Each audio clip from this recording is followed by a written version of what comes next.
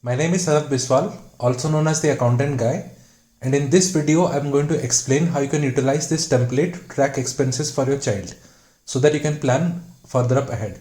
First of all, we have got three different views in the child expenses overview on the top. We will start with the fund setup. So fund setup is something where you will set up different funds for the various expenses that will incur for your child.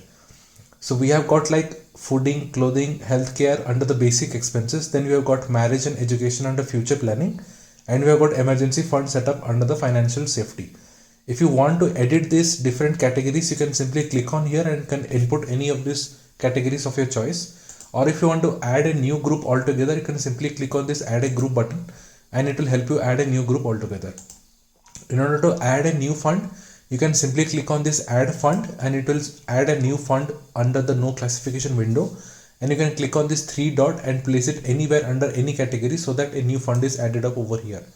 Once a new fund is added up, you can click on this pencil icon and you can start editing various details that we have over here. So first of all, we will add the name of the fund over here, which is like food, clothing, healthcare. Then we have opening balance. So opening balance is how much of savings you have made till date for this specific fund. So like for healthcare, we see that we have opening balance of $1,000. For clothing, we have 5,000. For food, we have 12,000. So you can add any opening balance for any of these funds. So let's say I'm adding $1,500 over here. Then you can specify the goal amount. So goal amount is how much of savings you want to make by a specific timeline.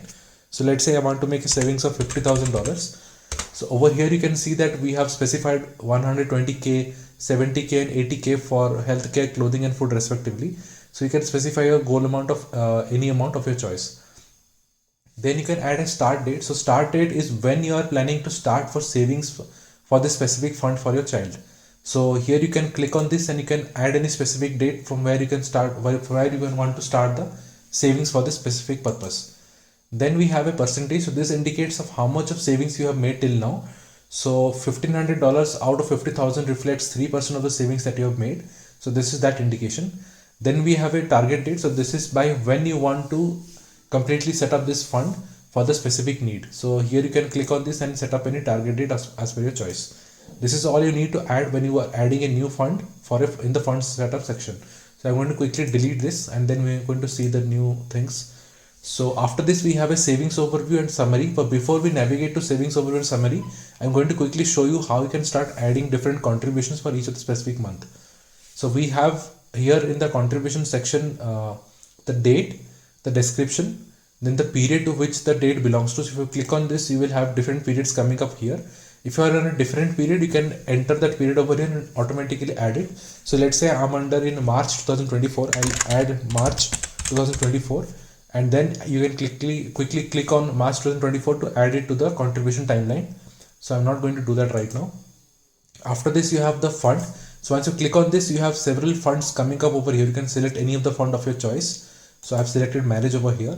Then you have the amount of how much contribution you want to make. So you can click on this and you can enter any amount of your choice. After this, we have the requirement. So requirement is how much of fund you need to contribute every month for this specific fund so as to meet the targeted amount of goal that you have set by this deadline that you have set here. So if you see at marriage, we have a requirement of $332 every month. So if you see under the marriage, we have like 50,000 as the goal amount, and we need to accomplish that by March 31st, 2035. For that, we need to contribute $332 every month. So any contribution that you make which is less than this will show a cross mark over here, meaning that you have not contributed enough for that month. Any contribution which you make beyond this, so let's say I'm putting it $400 over here. So this means I have contributed enough, and it will show a check mark over here. So it instantly shows you how much of contribution you need to make in order to stay in that practice of contributing sufficient enough to meet your targeted amount for your child for the savings purpose. So in order to quickly add a new contribution, you can click on this add contribution button. Once you click on this, it will automatically add a new line item with the current date that you are in. So today is October 6. It has added the line item, and then you can fill in all the details that we just discussed. So one thing to note over here is that it is always divided into months. So later the month it will appear on the top. So November is coming above October, and here it indicates how many line items it reflects over here.